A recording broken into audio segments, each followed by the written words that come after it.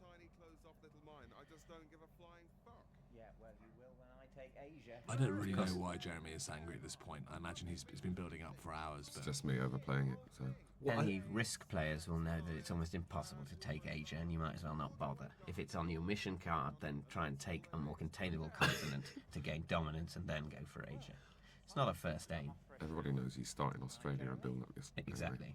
I think. South America also. Sorry if I can just go back to the TV show for a second. I think that the reason it feels a bit weird is because we ended up cutting this scene quite a lot, and there were quite a few lines before it about Twister and Pringles that we had to cut for time, and consequently I've always felt that this last section is a little bit rapid. Hope you sleep okay. Now back to Risk and your tactics. I've said all I need to say. For now. This is a real moment of treachery, I think. Trying to pull Sophie. That's not. It's shocking. some of the dialogue in this scene we butchered from a script that we wrote together, the four of us, for the BBC some years ago. It never got produced, so we just lifted our own material. Jeremy, what are you doing? Particularly the sausage meat Oh, wrapped up, yeah. which we've Calls you a always sausage all muncher. enjoyed.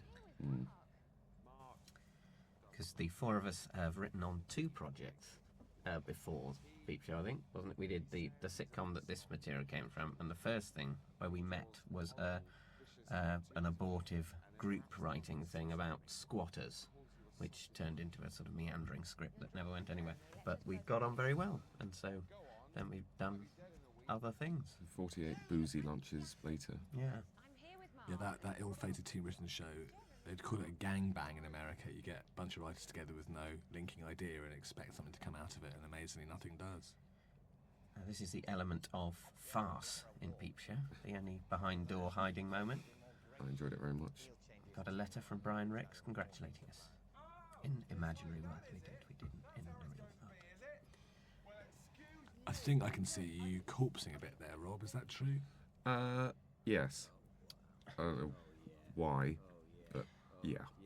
This is one of the 3 bed scenes that I had to do, one of which hit the cutting room floor. Yeah, your performance wasn't really up to it. Not really convincing. I had trouble being sexy enough.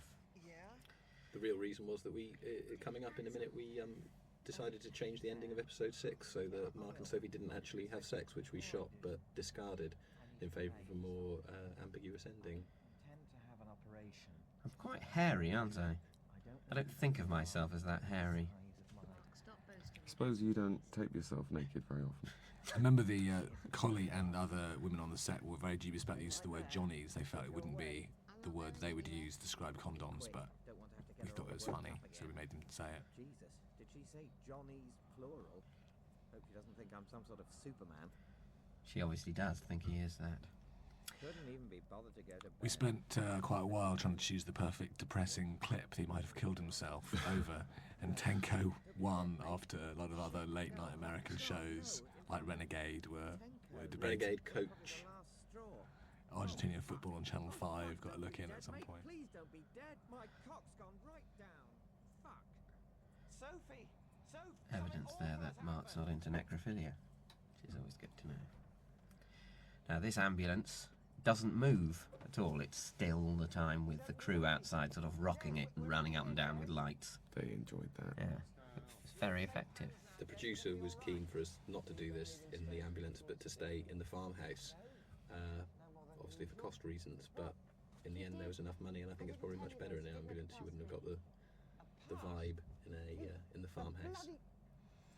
And towards the end of the series, we used a lot more locations like this, sort of moving away from the flat and making it much more kind of dramatic, you know, using different locations. Different locations automatically make things more dramatic. That's one of the things you learn when you're writing. I invite you here and you repay me by trying to... There was some debate over the actual veracity of the stomach pump in the ambulance moment in this scene, i.e. it's bullshit and it wouldn't happen, but we did it anyway. I don't know, how does it work? It just seems to be a funnel and a hose. I don't know, it looks That was the fairly depressing frightening, truth that we found out, that the impressive sounding stomach pump is just some saline solution going down into your stomach until you throw everything in your stomach back up again. Aren't you tortured writers? Shouldn't you have taken a few overdoses by now and be able to know what you're talking about? I was lying just then, not before. We're not tortured. We're hardly even writers. I didn't do anything. I was lying just then, not before. Don't grab me! Big face coming up. That is a big face. Oh dear. Lovely. That's not really the outside of the building where the office is shot. And this was the very last scene we ever wrote for Series 1 because, as Jesse mentioned before, we changed the ending. So the original scene, which this replaced, had Mark and Sophie consummate their relationship. And we, I think, all agreed that at the end of the day, it's better to have an open-ended ending to their story, so we changed it for this. We weren't ever really. Right. Not that something might not someday. But I mean, everything was a bit whoosh. And so did we shoot it after everything else had been finished, and we went back and did some reshoots of scenes? Yes. Yeah, shot it about 3 months later, I think. Did you want to give me something? This is one of the most. This was actually embarrassing to do. Not actually Sophie's knickers, I should just state for the record. Found them in Prop my knickers. suitcase, I thought. Anyway, yeah. And the There you folding. go. Yeah, That's a nice touch.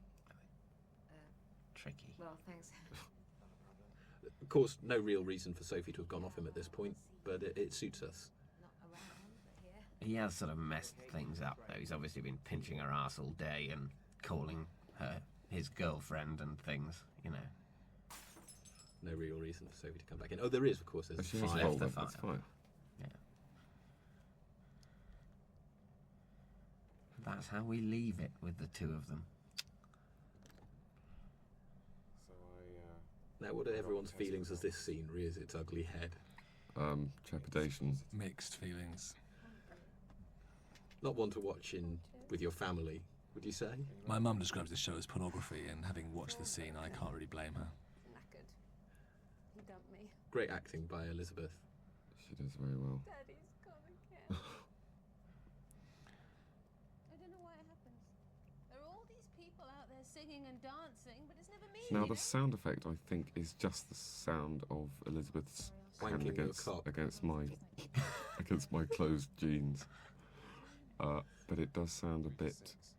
Jesus, Jeremy. Yeah. I think they decided just to leave that noise on. maybe she'll give me I another can one as congratulations. Understand why. For me, this is too much. I don't get many laughs out of this. It's just. I have to avert my eyes even now. I'm glad it's there. I think there's a place for this kind of thing. I have a guilty grin on And my it's at the face. very end of the last episode. Yeah.